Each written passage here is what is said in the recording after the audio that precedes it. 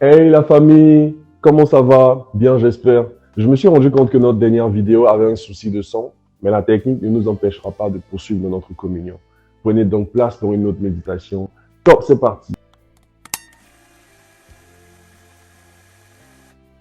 Jean 3, 31 dit que celui qui vient d'en haut est au-dessus de tous. J'entends par là dire que celui qui naît de nouveau, celui qui naît d'en haut est au-dessus de tous. Et il continue en disant que celui qui est de la terre est de la terre. Et il parle comme étant de la terre. J'entends par là dire que celui qui naît de la chair est de la chair. Et il parle comme étant de la chair. Mais celui qui vient d'en haut est au-dessus de tous. Alléluia. Profond de sens. Souvent, on a bien envie d'être de ceux qui dominent et qui règnent. On veut être à la tête. On a bien envie d'être de ceux qui donnent des instructions et que tout le monde suit. De ceux qui donnent des réponses, des solutionneurs. Car naturellement, nos cœurs aiment ce qui est élevé. Mais très souvent, on ne sait pas comment parvenir à cette position. On se dit souvent que c'est en gagnant notre argent que les gens vont nous respecter. Alors on passe par toutes sortes de chemins pour pouvoir atteindre la gloire ou ne serait-ce qu'un minimum de respect et de considération. Mais mon cher, même quand on gagne le respect des hommes, on ne gagne pas forcément le respect de la vie. On gagne le respect des hommes, mais on ne gagne pas le respect de la maladie, ni des circonstances difficiles. L'argent ne règle pas tout. L'argent ne sauve pas de la mort. Donc en réalité, c'est une quête vaine de vouloir être glorifié dans sa chair. Il n'y a aucun président, ni aucun soi-disant maître qui a vécu toute sa vie en dominateur suprême. Non, parce que la domination des hommes charnels aura toujours des limites.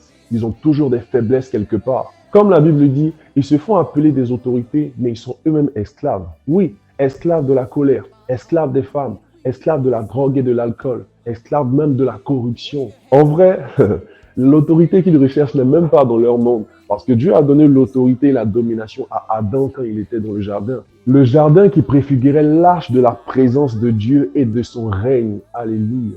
Mais quand il est sorti de ce lieu, cette autorité a disparu. Il est devenu la risée du monde, même des bêtes féroces. Juste pour dire que j'ai compris que la puissance et le pouvoir sont cachés dans un lieu. Si vous suivez bien mon regard, j'imagine que vous avez déjà vu de quoi je veux parler.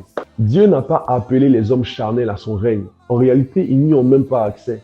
Comme le pasteur Assis le dit, la puissance de Dieu est pour les hommes spirituels, pour les divins comme lui. Revenons à notre verset d'ouverture. Jean 3, 31 dit que celui qui vient d'en haut est au-dessus de tous. Celui qui est de la terre est de la terre. Et il parle comme étant de la terre, mais celui qui vient du ciel est au-dessus de tous. En fait, le pasteur Assis a dit un truc là. Il dit comment je peux régner sur quelqu'un qui marche sur la même terre que moi? Quelle bonne domination je pourrais exercer sur lui? Je ne peux pas dominer réellement sur des gens qui sont exposés aux mêmes choses que moi. L'intelligence, c'est bien. La sagesse, c'est parfait. Mais ça ne suffit pas pour dominer sur la terre. Car la puissance, la domination appartiennent au divin. Exemple, Jésus-Christ. Il règne de par sa sphère. Comme le dit le verset, il vient d'en haut. Il est au-dessus de nous. Juste pour nous dire qu'il a atteint la divinité. C'est là que se trouve la vraie domination. Où je peux dominer sur l'homme, oui, mais pas que ça. Où je peux dominer aussi sur la mort et ses attributs. Où je peux dominer sur les circonstances désastreuses de la vie. Où je peux parler, commander au vent et à la tempête. Waouh, c'est cela la divinité, c'est cela la domination. J'imagine un président de la République qui a atteint la divinité, qui peut parler et commander même aux circonstances, en plus de prendre des décisions administratives, qui n'est pas omnibulé par l'argent qu'il reçoit, mais qui fait son travail dans la loyauté et dans la justice. C'est ça la divinité. C'est ça le pouvoir. Alors tel est le plan de Dieu. Il nous a établis comme des juges. Il nous a établis comme des rois. C'est ce qu'il avait dit avant que le péché ne rentre dans le monde.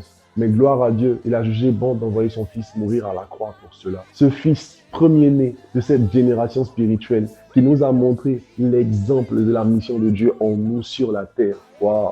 Dieu soit loué. La vraie domination se trouve en Jésus-Christ. Celui-là qui est l'auteur et le consommateur de la foi. Celui en qui est le oui et le amen. Oh boy, glory to God. La vraie autorité ne consiste pas à dominer sur les gens, à commander les gens. Non, ni à remplir ses poches d'argent. Non, mais à être porteur de vie, comme Jésus l'était. C'est pourquoi, si vous remarquez bien, le Maître et Sauveur Jésus guérissait les malades partout où il passait. Il réveillait même les morts, parce qu'il était l'incarnation de la divinité et de la puissance de Dieu. Alléluia. J'espère que quelqu'un comprend un peu plus qu'avant le sens de sa vie chrétienne.